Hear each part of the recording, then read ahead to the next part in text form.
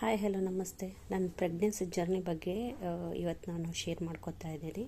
So ನಾನು second ಮಂತಲ್ಲಿ first month ಅಷ್ಟೇನು symptoms ನನಗೆ ಅಷ್ಟೇನು ಗೊತ್ತಾಗಿಲ್ಲ. ಸೆಕೆಂಡ್ ಮಂತಿಗೆ ನನಗೆ ಸಿವಿಯರಾಗಿ ಹೆಡ್ಡೇಕು, ಫೀವರ್ ಎಲ್ಲ ಬಂದಿತ್ತು. ಸೊ ಯಾವ ಮೆಡಿಸಿನ್ನು ಕೂಡ ನನಗೆ ವರ್ಕೌಟ್ ಆಗಲಿಲ್ಲ. ಬಟ್ ಮೈಲ್ಡಾಗಿ ಮೆಡಿಸಿನ್ಸ್ ಕೊಟ್ಟಿದ್ದರು ಕಾಫಿಗೆಲ್ಲ. ನನಗೆ ಅದು ಯಾವುದೂ ವರ್ಕೌಟ್ ಆಗಲಿಲ್ಲ. ಬಟ್ ನಾನು ಮನೆಯಲ್ಲೇ ತುಂಬ ಉಪ್ಪು ಹಾಕ್ಕೊಂಡು ಗಾರ್ಗ್ಲಿಂಗ್ ಮಾಡಿಕೊಂಡು ಕಾಫನ್ನು ಸ್ವಲ್ಪ ಕಂಟ್ರೋಲ್ ಮಾಡಿದೆ. ಅದು ಕಾಫ್ ಕಂಟ್ರೋಲ್ ಆದ ತಕ್ಷಣವೇ ಸ್ವಲ್ಪ ಕೋಲ್ಡೆಲ್ಲ ಸ್ವಲ್ಪ ಹೋಯಿತು. ಸೊ ಸೆಕೆಂಡ್ ಮಂತ್ ಅಂತೂ ಸಿವಿಯರ್ ಆಗಿ ನನಗೆ ಸಿಮ್ಟಮ್ಸು ಹೆಕ್ಟಿಕ್ ಆಗಿತ್ತು. ಸ್ವಲ್ಪ ತಲೆ ಸುತ್ತೋದಿದೆಲ್ಲ. ಅದಾಗಿಂದ ನಾನು ಸೆಕೆಂಡ್ ಮಂತಲ್ಲಿ ರಜೆ ತೊಗೊಂಡೆ ಕಾಲೇಜಿಗೆ. ವರ್ಕ್ ಮಾಡೋಕ್ಕಾಗಲ್ಲ ಅಂಥೇಳಿ second month to third month ತನಕ ರಜೆ ತೊಗೊಂಡೆ. ಥರ್ಡ್ ಮಂತ್ನಿಂದ 8th ಮಂತ್ ತನಕ ಕಾಲೇಜಿಗೆ ಹೋಗಿ ವರ್ಕ್ ಮಾಡ್ತಾಯಿದ್ದೆ. ಸೊ ಅಲ್ಲಿ ತನಕ ನಂಗೆ ಅಂಥದ್ದೇನು ಪ್ರಾಬ್ಲಮ್ ಅನ್ನಿಸ್ಲಿಲ್ಲ. ಮನೆಯದು ಕೆಲಸ, ಕಾಲೇಜ್ ಕೆಲಸ ಅಂತ ಮಾಡಿಕೊಂಡು ಸ್ವಲ್ಪ ಆರಾಮದಲ್ಲೇ ಇದ್ದೆ. ರೆಗ್ಯುಲರ್ ಆಗಿ ಚೆಕಪ್ ಕೂಡ ಯಾವುದೇ ಪ್ರಾಬ್ಲಮ್ ಇರಲಿಲ್ಲ. ಸ್ಕ್ಯಾನ್ ಕೂಡ ಕರೆಕ್ಟಾಗಿತ್ತು. ಮಂತ್ಲಿ ಇದು ಚೆಕಪ್ಪಿಗೆ ಹೋಗ್ತಾಯಿದ್ದೆ. ಸೊ ಇದೆಲ್ಲ ಏನೂ ಪ್ರಾಬ್ಲಮ್ ಇರಲಿಲ್ಲ. ಬಟ್ ನನಗೆ ನನ್ನ ಡಾಕ್ಟ್ರ್ ನನಗೆ BP ಕಂಟ್ರೋಲಿಗೆ ಅಂತೇಳಿ ಟ್ಯಾಬ್ಲೆಟ್ ಕೊಟ್ಟಿದ್ರು. ಆದರೆ ಅದು BP ಕಂಟ್ರೋಲಿಗೆ ಅಂತ. 8th ಮಂತ್ ಆದಮೇಲೆ BP ಬರೋ ಚಾನ್ಸಸ್ ಇರ್ತದೆ ಅಂತೇಳಿ ನಾನು ಅದನ್ನು ರೆಗ್ಯುಲರಾಗಿ ತೊಗೊಂಡಿದ್ದೇನೆ. ಒಂದೆರಡು ಸ್ವಲ್ಪ ಮಿಸ್ ಆಗಿರ್ಬೋದು ಅಷ್ಟೇ. ಬಟ್ ಆದರೂ ಕೂಡ 8th ಮಂತಿಗೆ ನಂದು ಸೀಮಂತ ಆಯಿತು. ಅದನ್ನು ಆಲ್ರೆಡಿ ನಾನು ಪೋಸ್ಟ್ ಮಾಡಿದ್ದೇನೆ. ಸೊ ನೀವೆಲ್ಲ ಆ ಪೋಸ್ಟ್ ಇಷ್ಟ ಆಗಿರ್ತದೆ ಅಂತ ಅನ್ಕೋತೀನಿ ನಾನು.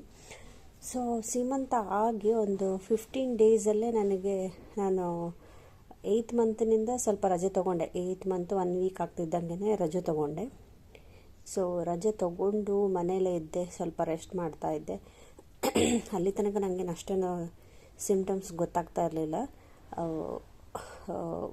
ಹೆಲ್ತ್ ಎಲ್ಲ ಸ್ವಲ್ಪ ಓಕೆ ಅನ್ನಿಸ್ತಾ ಇತ್ತು.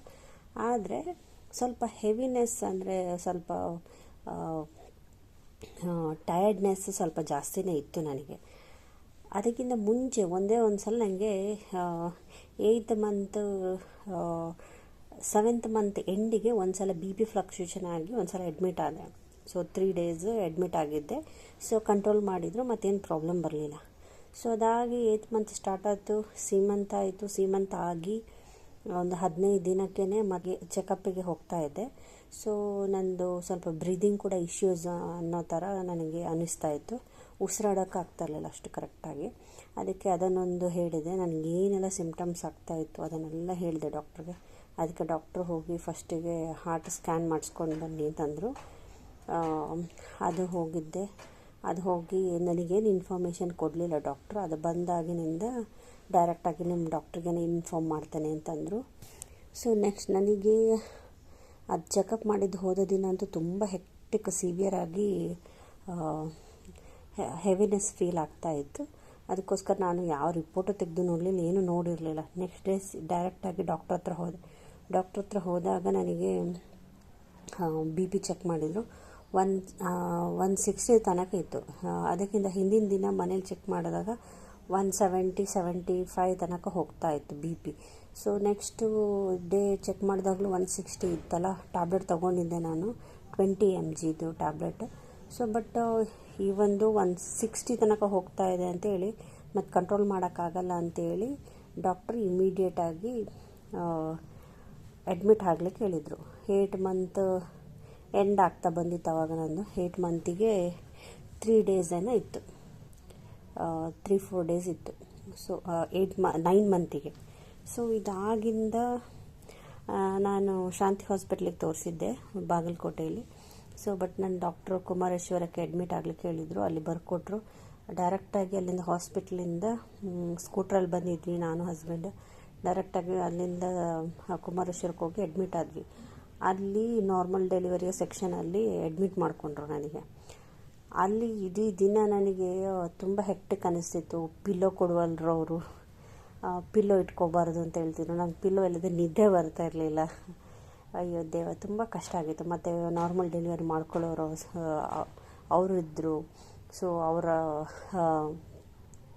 ಸೌಂಡು ಇದೆಲ್ಲ ಕೇಳಿ ಮತ್ತು BP ನನಗೆ ರೈಸ್ ಆಗ್ತಾನೆ ಹೋಯಿತು. ಯಾಕಂದರೆ ಆ ಸೌಂಡ್ ಯಾವ ಸೌಂಡೂ ಕೇಳೋಕ್ಕಾಗ್ತಿರ್ಲಿಲ್ಲ ನನಗೆ. ಸೊ ಇದೆಲ್ಲ ಆಗಿ ನೈಟ್ ಕೂಡ ನನಗೆ ಡಾಕ್ಟ್ರ್ ಅಡ್ಮಿಟ್ ಆಗ್ಲಿಕ್ಕೆ ಹೋಗುವಾಗಲೇ 200 mgದು BP ಟ್ಯಾಬ್ಲೆಟ್ ತೊಗೊಳಕ್ಕೆ ಹೇಳಿದ್ರು. ಸೊ ತಗೊಂಡೆ ಹಾಸ್ಪಿಟ್ಲಿಗೆ ಹೋಗಿದ್ದೆ. ಬಟ್ ಹೋದಾಗಲೂ ನನಗೆ ಚೆಕ್ ಮಾಡಿದಾಗಲೂ BP 160 ಎಬೋನೇ ಇತ್ತು. ನೆಕ್ಸ್ಟ್ ನೈಟ್ ಚೆಕ್ ಮಾಡಿದರು, ರೆಗ್ಯುಲರಾಗಿ ಚೆಕ್ ಮಾಡ್ತಾಯಿದ್ರು, ಒಂದೊಂದು ಗಂಟೆಗೆ ಚೆಕ್ ಮಾಡ್ತಾಯಿದ್ರು. ಆದ್ರೂ 160 ಬಿಲೋ ಹೋಗ್ತಾ ಇರಲಿಲ್ಲ 200 mg ತೊಗೊಂಡ್ರು ಕೂಡ. ಅದಕ್ಕಿಂತ ಮುಂಚೆ ನಾನು 20 mg ತೊಗೋತಾ ಇದ್ದಿದ್ದು. ಸೊ 200 mg ತೊಗೊಂಡಾಗಲೂ ನನಗೇನು ಡೌನ್ ಆಗ್ತಾ ಇರಲಿಲ್ಲ BP. ಸೊ ಅದಕ್ಕೆ ನೈಟ್ ಕೂಡ 160 ಎಬೋ ಇತ್ತು, 170 ತನಕ ಇತ್ತು. ಅದಕ್ಕೆ ಮತ್ತೆ ಬೆಳಿಗ್ಗೆ 4 ಗಂಟೆಗೆ ಚೆಕ್ ಮಾಡಿದರು. 5 ಗಂಟೆ ಆಗುವಾಗ ಹೇಳಿದರು, ನೀವು 4 ಗಂಟೆಗೇ ಇನ್ಫಾರ್ಮ್ ಮಾಡಿದರು, 5 ಗಂಟೆಯಿಂದ ಏನು ತಿನ್ನಬೇಡಿ ಅಂತೇಳಿ. ಸೊ ನಾನು 4 ಗಂಟೆಯಿಂದಲೇ ಏನೋ ನೀರು ಏನೋ ತಿಂದಿರಲಿಲ್ಲ. ಸೊ ಬೆಳಿಗ್ಗೆ ಕೂಡ ಏನೂ ಡೌನ್ ಆಗಿರಲಿಲ್ಲ ಟ್ಯಾಬ್ಲೆಟ್ ತೊಗೊಂಡ್ರು ಕೂಡ. ಅದಕ್ಕೆ ಒಂದು 10 ಗಂಟೆ ಆಗುವ ಡಾಕ್ಟ್ರು ಬಂದರು. ನನ್ನ ಅಮ್ಮ ಅಂದರೆ ಅತ್ತೆ ಬ್ಯಾಂಗ್ಳೂರಿನಿಂದ ಹೊರಟಿದ್ರು, ಅವರು ಕೂಡ ರೀಚ್ ಆದರು. ಅವರಿಗೆ ಇನ್ಫಾರ್ಮ್ ಮಾಡಿದರು, ಇದು ಕಂಟ್ರೋಲ್ ಆಗಿಲ್ಲ ಅಂತಂದರೆ ಕಷ್ಟ ಆಗ್ತದೆ ಮಗುವಿಗೆ ಕೂಡ ಅಂತೇಳಿ. ಸೊ ನಮ್ಮದು 9 ತಿಂಗಳು ಆಗಲಿ ಅನ್ನೋದು ಒಂದು ಇಂಟೆನ್ಷನ್ ಇತ್ತು. ಇನ್ನೂ 2 ದಿನ ಇತ್ತು 9 ಮಂತ್ ಕಂಪ್ಲೀಟ್ ಆಗಲಿ ಅನ್ನೋದು ನಮ್ಮದೊಂದಿತ್ತು. ಬಟ್ ಡಾಕ್ಟ್ರು ಹೇಳಿದರು, ಸುಮ್ಮನೆ ಸಿವಿಯರ್ ಮಾಡ್ಕೊಳ್ಳೋದು ಬೇಡ ಅಂತೇಳಿ ಇಮಿಡಿಯೇಟಾಗಿ C-ಸೆಕ್ಷನ್ ಮಾಡುವ ಅಂತ ಹೇಳಿದರು.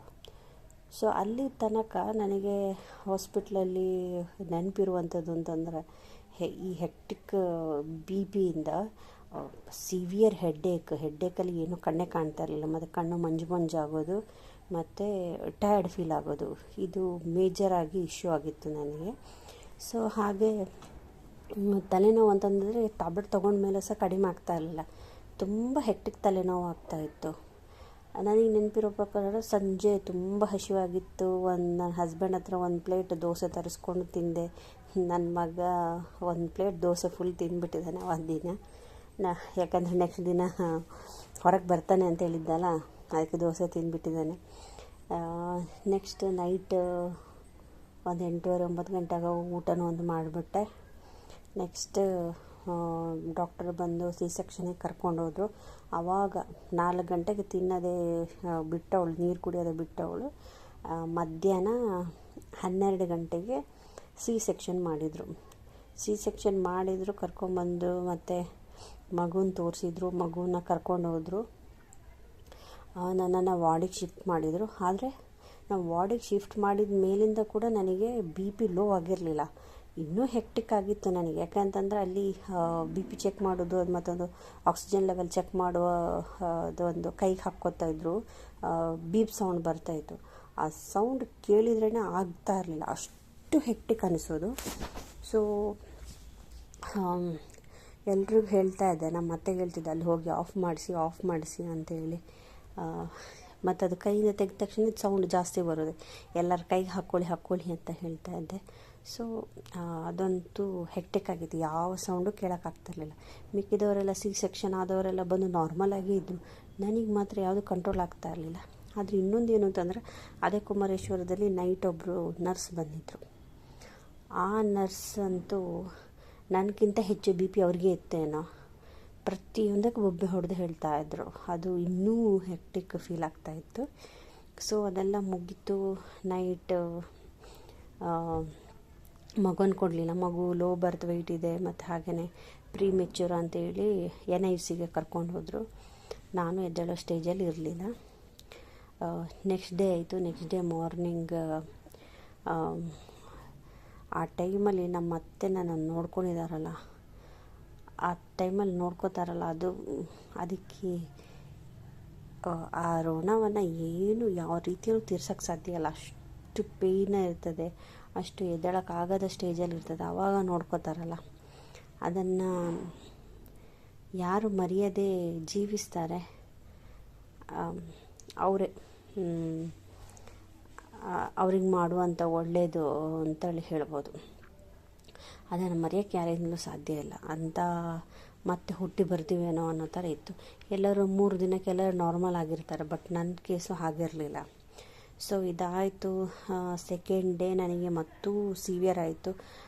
ತಲೆನೋವು ಅಂತೇಳಿ MRI ಸ್ಕ್ಯಾನ್ ಎಲ್ಲ ಮಾಡೋಕ್ಕೆ ಹೇಳಿದರು. ನನಗೆ ಡೆಲಿವರಿ ಮಾಡೋಕ್ಕೆ ಹೋದಾಗ ಕರ್ಕೊಂಡು ಹೋದಾಗ ಒಂದು ಇಂಜೆಕ್ಷನ್ ಕೊಟ್ಟರು ಅನಸ್ತೇಷಿಯದು, ಬಟ್ ಅದು ನಂಗೆ ಅನಸ್ತೇಷಿಯಾ ಅಷ್ಟು ಫೀಲ್ ಆಗಲಿಲ್ಲ. ಅದಕ್ಕೆ ಇನ್ನೊಂದು ಸಲ ಕೊಟ್ಟರು ಅನಸ್ತೇಷಿಯಾ. ಸೊ 2ನೇ ಸಲ ಕೊಟ್ಟಾಗ ಇದು ಕರೆಕ್ಟ್ ಆಯಿತು, ಮತ್ತು ಡೆಲಿವರಿ ಮಾಡಿಸ್ಕೊಂಡು ಬಂದ್ವಿ. ಬಟ್ 2ನೇ ದಿನಕ್ಕಾಗುವಾಗ ನನಗೆ ಸ್ಟ್ರೈಟಾಗಿ ಮಲಗಿದರೆ ಓಕೆ, ತಲೆ ಎತ್ತಕ್ಕಾಗ್ತಿರ್ಲಿಲ್ಲ, ಮತ್ತು ನನ್ನ ಕುತ್ತಿಗೆ ಬೆಂಡ್ ಮಾಡಿದರೆ ಸತ್ತೇ ಹೋದ್ನೇನೋ ಅನ್ನೋ ಥರ ಫೀಲ್ ಆಗ್ತಾಯಿತ್ತು. ಸೊ ನಾನು ಉಳಿತೀನೋ ಇಲ್ಲೋ ಅನ್ನೋ ಥರ ನನಗೆ ಫೀಲ್ ಆಗ್ತಾಯಿತ್ತು. ಯಾಕಂತಂದರೆ ಅಷ್ಟು ಸಿವಿಯರಾಗಿ ಪೇಯ್ನ್, ಯಾಕಂದರೆ ಎದ್ದೇಳಕ್ಕೆ ಚಾನ್ಸೇ ಇಲ್ಲ ಅನ್ನೋ ಥರ ಫೀಲ್ ಆಗಿತ್ತು. MRI ಸ್ಕ್ಯಾನ್ ಮಾಡಿದ್ರು, ರಾತ್ರಿ 12 ಗಂಟೆಗೆ ಸ್ಲಾಟ್ ಕೊಟ್ಟಿದ್ದರು. ತುಂಬ ಹೆಡ್ಏಕ್ ಪೇಯ್ನ್ ಅಂತ ಹೇಳ್ಕೊಂಡು ಮತ್ತು ನನ್ನ ಕ್ಯಾನ್ಸಲ್ ಮಾಡಿದರು. ನೆಕ್ಸ್ಟ್ ಡೇ ಮತ್ತು ಮಧ್ಯಾಹ್ನ ಸ್ಲಾಟ್ ಸಿಕ್ತು, ಕರ್ಕೊಂಡೋದ್ರು. ಅವಾಗಲೂ ಹಾಗೆ ತಲೆ ಎತ್ತಕ್ಕೆ ಆಗಿಲ್ಲ. ಅದು ಅಲ್ಲಿ ತನಕ ಮಗು ನನಗೆ ಕೊಟ್ಟು ಇರಲಿಲ್ಲ, ನಾನು ನೋಡೋ ಸ್ಟೇಜಲ್ಲೂ ಇರಲಿಲ್ಲ. ಆ ಟೈಮಲ್ಲಿ ನಾನೇ ಇರ್ತೀನಿ ಇಲ್ಲೋ ಅನ್ನೋ ಥರ ನನಗೆ ಅನಿಸಿತ್ತು. ಯಾವ ದೇವರನ್ನು ಕೇಳ್ಕೊಳ್ಳಿಕ್ಕಲ್ಲ, ಏನೂ ಅಲ್ಲ, ಆ ಥರ ಸ್ಟೇಜಲ್ಲಿ ನನಗೆ ಅನ್ನಿಸ್ತಾ ಇತ್ತು. ಮತ್ತು ಸ್ಕ್ಯಾನ್ ಆಯಿತು. ಸ್ಕ್ಯಾನ್ ಆಗಿ ಬಂದಮೇಲೆ ಯಾವುದೇ ಪ್ರಾಬ್ಲಮ್ ಇಲ್ಲ ಅಂತ ಬಂತು. ಮತ್ತು ಆದರೆ ಹೆಡ್ಡೇಕ್ ಮಾತ್ರ ಕಡಿಮೆ ಆಗಿರಲಿಲ್ಲ. ಅಂದರೆ ಸ್ವಲ್ಪ ಈ ಥರ ಬೆಂಡ್ ಆದರೆ ಕುತ್ತಿಗೆನೋ ಹೋಯಿತು ಅನ್ನೋ ಥರ ಫೀಲ್ ಆಗ್ತಾಯಿತ್ತು. ಸ್ಟ್ರೈಟಾಗಿ ಮಲ್ಕೊಂಡ್ರೆ ಯಾವುದೇ ರೀತಿ ಕಿರಿಕಿರಿ ಇರಲಿಲ್ಲ, ತಲೆನೋವಲ್ಲ, ಯಾವುದೇ ಇದಿರಲಿಲ್ಲ. ಮತ್ತು ನೆಕ್ಸ್ಟ್ ಡೇ ಬಂದು ಹೇಳಿದರು ಅದು ಅನಸ್ತೇಷಿಯದು ಪೇಯ್ನ್ ಬರೋದು ಅಂತ. ಮತ್ತು ಕಫೇನದ್ದು ಒಂದು ಟ್ಯಾಬ್ಲೆಟ್ ಕೊಟ್ಟರು, ಹಾಗೆ 2-3 ಟ್ಯಾಬ್ಲೆಟ್ ಕೊಟ್ಟರು. ಹಾಗೆ ಕಾಫಿ ಕುಡಿಯೋಕ್ಕೆ ಹೇಳಿದರು. ಸೊ ಅದು ಕಾಫಿ ಕುಡಿದಾಗ ನನಗೇನು ಅಷ್ಟೇನು ಅನ್ನಿಸ್ಲಿಲ್ಲ, ಬಟ್ ಕೆಫಿನ್ ಟ್ಯಾಬ್ಲೆಟ್ ಮತ್ತು ಅದ್ರ ಜೊತೆಗೆ ಒಂದು 2 ಟ್ಯಾಬ್ಲೆಟ್ ಕೊಟ್ಟಿದ್ರು. ಅದು 2 ದಿನ ತೊಗೊಂಡ್ಮೇಲೆ 2 ದಿನ ಅಂದರೆ 5th ಡೇಗೆ ನನಗೆ ಓಕೆ ಅನ್ನಿಸ್ತು. ಬಟ್ ನಾನು 5th ಡೇ ತನಕ ತುಂಬ ಹೆಕ್ಟಿಕ್ಕಾಗಿ ಪೇಯ್ನ್ ತೊಗೊಂಡಿದ್ದೇನೆ. ಅದಾಗಿ ಅದು ಹೆಡ್ಏಕ್, ಇಲ್ಲಿ ಕುತ್ತಿಗೆ ಪೇಯ್ನ್ ಬಂದಿದ್ದು. ಸೊ ನನ್ನ ಇನ್ಪುಟ್ ನಿಮಗೇನು ಕೊಡೋದು ಅಂತಂದರೆ, ಅನಸ್ತೇಷಿಯಾ ಕೊಟ್ಟು ನೆಕ್ಸ್ಟ್ ಡೆಲಿವರಿ ಆಗಿ ಬರ್ತಿರಲ್ಲ, ಬಂದ ದಿನವೇ ಸ್ವಲ್ಪ ನಾವು ಲೆಫ್ಟ್ ರೈಟ್ ಸ್ವಲ್ಪ ನಮ್ಮ ಬಾಡಿನ ಮೂವ್ ಮಾಡೋಕ್ಕೆ ಟ್ರೈ ಮಾಡಬೇಕು. ಹಾಗೆ ನೆಕ್ಸ್ಟ್ ಡೇ ಕಂಪಲ್ಸರಿಯಾಗಿ ಎದ್ದೇಳೋಕ್ಕೆ ಟ್ರೈ ಮಾಡಲೇಬೇಕು. ಸೊ ಇಷ್ಟು ಮಾಡಿದರೆ ನಾವು ಒಂದು ಸ್ವಲ್ಪ ಸ್ಟ್ರೈಟಾಗಿ ನಿಂತ್ಕೊಂಡ್ರೆ ಅನಸ್ತೇಷಿಯಾದ ಪವರೆಲ್ಲ ಸ್ವಲ್ಪ ಇಳಿತದೆ. ಸೊ ಇನ್ನು ಆಗಲ್ಲ ಅಂತ ಮಲ್ಕೊಂಡ್ಬಿಟ್ರೆ ಅದು ಇಫೆಕ್ಟ್ ಆಗ್ತದೆ ಏನೋ ಗೊತ್ತಿಲ್ಲ ನನಗೆ. ಬಟ್ ಆ ಥರ ಮಾಡಿದರೆ ಸ್ವಲ್ಪ ರಿಕವರಿ ಬೇಗ ಆಗ್ತದೆ. ಸೊ ಅದಾಗಿಂದ 5th ಡೇ ತನಕ ಇದೇ ರೀತಿ ಆಯಿತು. 5th ಡೇಗೆ 4th ಮತ್ತು 5th ಡೇಯಿಂದ ನನಗೆ ಮಗುನ ಹತ್ರ ಹೋಗೋಕ್ಕೆ ಬಿಟ್ಟಿರಲಿಲ್ಲ. ಪ್ರೀಮೆಚ್ಯೂರ್ ಅಲ್ಲೇ ಇತ್ತು. ನಾನು ಎದ್ದೇಳೋ ಸ್ಟೇಜಲ್ಲಿ ಇರಲಿಲ್ಲ. ಅಲ್ಲೇ ನಮ್ಮ ವಾರ್ಡ್ನಿಂದಲೇ ಹಾಲು ತೊಗೊಂಡೋಗಿ ಕೊಡಬೇಕಿತ್ತು 2 hours-ಗೆ ಒಂದು ಸಲ. ಅದು ಇನ್ನೊಂದು ಥರದ ವರ್ಸ್ಟ್ ಸಿಚುವೇಶನ್ ಆಗಿತ್ತು. ಅದನ್ನು ಇನ್ನೊಂದು ಸಲ ಎಕ್ಸ್ಪ್ಲೈನ್ ಮಾಡ್ತೇನೆ ನಾನು ನಿಮಗೆ. ಸೊ 5th ಡೇ ಆಯಿತು, 6th day, 7th day, 9th day, 10th day ಅಷ್ಟು ದಿನ ತನಕ ನಾನು ಈ ಹೆಕ್ಟಿಕ್ BP-ಯಿಂದ ನರಳಾಡಿದ್ದೇನೆ. 10ನೇ ದಿನಕ್ಕೆ ಒಂದು ಸ್ವಲ್ಪ ಬೆಟರ್ ಆದೆ. ಆದರೆ BP ಏನು ಅಂದರೆ 140 ತನಕ ಹೋಗಿತ್ತಷ್ಟೇ. 140ಗಿಂತ ಕಡಿಮೆನೂ ಇಲ್ಲ, ಜಾಸ್ತಿನೂ ಇದೇ ರೇಂಜಲ್ಲಿ ಮೇಂಟೈನ್ ಆಗ್ತಾಯಿತ್ತು. ಬಟ್ 10th ಡೇ ತನಕ 140 ಮೇಂಟೈನ್ ಆಗಲಿಕ್ಕೆ ಪ್ರಾಬ್ಲಮ್ ಆಗಿತ್ತು. 140 ಮೇಂಟೈನ್ ಆಗಿಂದ ಅದೇ ಮೇಂಟೈನ್ ಆಗ್ತಾಯಿತ್ತು BP. ಸೊ ಹೈ BP ಇರುವ ಕಾರಣ 140 ಮೇಂಟೈನ್ ಆಗಿತ್ತು. ಸೊ 140ಗೆ ಬರ್ತಾ ಇದ್ದಂಗೆ ನಾನು ಸ್ವಲ್ಪ ನಾರ್ಮಲ್ ಆದೆ. ನಾನು 10th ಡೇ ತನಕ ತೊಗೊಂಡಿದ್ದೀನಿ. ಎಲ್ಲರೂ 3 ಡೇಸಲ್ಲಿ ಎದ್ದು ನಡೀತಾಯಿದ್ರು, ನಾನು ಮಾತ್ರ 10 ದಿನ ಆದರೂ ಎದ್ದೇ ಇರಲಿಲ್ಲ. ಸೊ ಅದನ್ನು ನೋಡಿ ನನಗೇನು ಅನಿಸಿತು, ನಾನದೇನು ಕತೆ ಅಪ್ಪ ಅನ್ನೋ ಥರ ಫೀಲ್ ಆಗಿತ್ತು. ಸೊ ಅದಾಯಿತು. 10th ಡೇ ತನಕ ಅಲ್ಲಿ NICUಯಲ್ಲಿ ಇನ್ನೊಂದು ಹೆಕ್ಟಿಕ್ ಇದು. ಅಲ್ಲಿ ಮಗುವನ್ನು ಹಿಡ್ಕೊಳಕ್ಕೆ ಹೋದರೆ, ಹಾಲು ಕೊಡೋಕ್ಕೆ ಹೋದರೆ ಇದು ಕಪ್ಪಲ್ಲಿ ಕೊಡಬೇಕಿತ್ತು. ಕಪ್ಪಲ್ಲಿ ಕೊಡೋದು ಇದಲ್ಲ, 1 ಗಂಟೆ ಹಿಡಿತಾ ಇತ್ತು. ಅಲ್ಲಿ ಮತ್ತು ಮಗುನ ಎತ್ಕೊಡೋಕೆ ಅವ್ರು 10 ನಿಮಿಷ ಮಾಡೋರು, 20 ನಿಮಿಷ ಮಾಡೋರು, ವೆಯ್ಟ್ ಮಾಡಿ ಅನ್ನೋರು. ನಾವು ಹೋಗಿ ಮತ್ತೆ ಅಲ್ಲಿ 1 ಗಂಟೆ ಆಗಿ ಮತ್ತು ಮಗು ಕೊಟ್ಟು ಮಗು ಜೊತೆ ಒಂದು 10 ನಿಮಿಷ ಇದ್ದು ಬರುವಷ್ಟರಲ್ಲಿ ಮತ್ತೆ 1.5 ಗಂಟೆ ಆಗ್ತಿತ್ತು. ಮತ್ತೆ 2 ಗಂಟೆಗೆ ಮತ್ತೆ ಹಾಲು ಇಡಬೇಕು. ಹಾಲು ಹಿಂಡಲಿಕ್ಕೆ ಮತ್ತೆ 1 ತಾಸು ಬೇಕಿತ್ತು ನಮಗೆ. ಸೊ ಬೇಗ ಬೇಗ ಎಲ್ಲರೂ ಹಾಲು ಕೊಡ್ತಾಯಿದ್ರು, ಇದು ತೊಗೊಂಬಂದು ಕೊಡ್ತಾಯಿದ್ರು, ನಮಗೆ ಆಗ್ತಾ ಇರಲಿಲ್ಲ. ಹಾಲು ಬರೋದಿಲ್ಲ ಅಂತೇಳಿ ಈ ಥರ ಪ್ರಾಬ್ಲಮ್ ಆಗಿತ್ತು. ನಮಗೆ ಹಾಲು ಹಿಂಡೋದು ಹೇಗೆ ಅಂತಲೂ ಗೊತ್ತಿರಲಿಲ್ಲ. ಈ ಥರ ಸಿಚುವೇಷನಲ್ಲಿ ಇದ್ದೆವು ನಾವು. ಸೊ ಆದರೆ ನನ್ನ ಅತ್ತೆ ತುಂಬ ಹೆಲ್ಪ್ ಮಾಡಿದ್ದಾರೆ. ಅವರಿದ್ದ ಕಾರಣ ಅಷ್ಟಾರು ಬೆಟರ್ ಅಂತ ಹೇಳ್ಬೋದು. ಇಲ್ಲದಿದ್ದರೆ ಇನ್ನೇನಾಗ್ತಿತ್ತೋ ಗೊತ್ತಿಲ್ಲ. ಸೊ 10th ಡೇ ಆಯಿತು. 9th ಡೇಗೆ NICUನಿಂದ ನನ್ನ ಮಗನ ಡಿಸ್ಚಾರ್ಜ್ ಮಾಡಿದರು. ಹಾಗೆ ಅಲ್ಲಿಂದ ಕರ್ಕೊಂಬಂದು ವಾರ್ಡಲ್ಲಿ ಇಟ್ಕೊಂಡು ಡಿಸ್ಚಾರ್ಜ್ ಮಾಡ್ಕೊಂಡು ಹೋಗಿ ಅಂತಂದರು. ಆದರೆ ಅವ್ನು ಸಣ್ಣ ಇದ್ದಾನೆ, ಇನ್ನೂ 2 kg ಬಂದಿಲ್ಲ ಅಂತೇಳಿ ನಮಗೆ ಭಯ ಇತ್ತು. ಅದಕ್ಕೆ ವಾರ್ಡಿಗೆ ಕರ್ಕೊಂಬಂದು ರೂಮಲ್ಲೇ ಸ್ಪೆಷಲ್ ರೂಮ್ ಮಾಡಿಕೊಂಡು ನಾವಲ್ಲೇ ಇದ್ದೆವು. ಸೊ 12th ಡೇಗೆ ನಾವು ಡಿಸ್ಚಾರ್ಜ್ ಮಾಡಿಕೊಂಡು ಮನೆಗೆ ಬಂದ್ವಿ. ಸೊ ಇದು ನನ್ನ ಡೆಲಿವರಿಯ ಅದನ್ನು ಮರಿತದ ಒಂದು ಗೊತ್ತಾಗಲ್ಲ, ಈ ಥರ ಸಿಚುವೇಶನ್ ಆಗಿತ್ತು. ಈ ಇನ್ಫಾರ್ಮೇಷನ್ನಿಂದ ನಿಮಗೂ ಕೂಡ ಏನೋ ಒಂದು ಸ್ವಲ್ಪ ಬೆನಿಫಿಟ್ ಆಗಿರ್ತದೆ ಅಂತ ಅನ್ಕೋತೀನಿ. ಯಾರೆಲ್ಲ ಪ್ರೆಗ್ನೆಂಟ್ ಇದ್ದೀರಾ ಒಂದು ಸ್ವಲ್ಪ ಏನೆಲ್ಲ ತಿಳ್ಕೊಬೇಕು ಅಂತೇಳಿರ್ತದೆ ಅದನ್ನು ಮುಂಚೆನೇ ದೊಡ್ಡವರಿಂದ ಸ್ವಲ್ಪ ತಿಳ್ಕೊಂಡು ಹೋದರೆ ಒಳ್ಳೆಯದು ಅಂತ. ಆದರೆ ನಾನು ಡೆಲಿವರಿಗೆ ಹೋಗಿರುವಾಗ ಯಾವುದನ್ನು ಕೂಡ ಪ್ರಿಪೇರ್ ಮಾಡಿರಲಿಲ್ಲ. ಅನ್ಎಕ್ಸ್ಪೆಕ್ಟೆಡ್ ಆಗಿ ಹೋಗಿ ಅಲ್ಲಿ ಅಡ್ಮಿಟ್ ಆಗಿರುವಂಥದ್ದು. ಯಾವುದೇ ಬಟ್ಟೆ ತೊಗೊಂಡು ಹೋಗಿರಲಿಲ್ಲ, ಏನೂ ತೊಗೊಂಡು ಹೋಗಿರಲಿಲ್ಲ, ಏನೂ ರೆಡಿನೂ ಮಾಡಿರಲಿಲ್ಲ. ಸೊ ಆ ಥರ ಸಿಚುವೇಷನಲ್ಲಿ ಹೋಗಿರುವಂಥದ್ದು. ಸೊ ಇದಾಗಿ 12ನೇ ದಿನಕ್ಕೆ ನಾವು ಮನೆಗೆ ಬಂದೆವು ತಾನೆ. ಸೊ ಇದು ನನ್ನ ಡೆಲಿವರಿಯ ಹಿಸ್ಟ್ರಿ. ಹಾಗೆಯೇ NICUಲಿ ಏನೆಲ್ಲ ಪ್ರಾಬ್ಲಮ್ ಆಯಿತು, ಯಾವ ಥರ ಓವರ್ಕಮ್ ಮಾಡಿದೆ, ಯಾವ ಥರ ಮ್ಯಾನೇಜ್ ಮಾಡಿದ್ವಿ ಅನ್ನೋದನ್ನು ನಾನು ನೆಕ್ಸ್ಟ್ ವೀಡಿಯೋದಲ್ಲಿ ನಾನು ನಿಮಗೆ ತಿಳಿಸ್ಕೊಡ್ತೇನೆ. ಸೊ ಈ ವಿಡಿಯೋ ನಿಮಗೆ ಸ್ವಲ್ಪ ಇನ್ಫಾರ್ಮೇಟಿವ್ ಆಗಿರ್ತದೆ ಅಂತ ಅನ್ಕೋತೀನಿ. Thank you.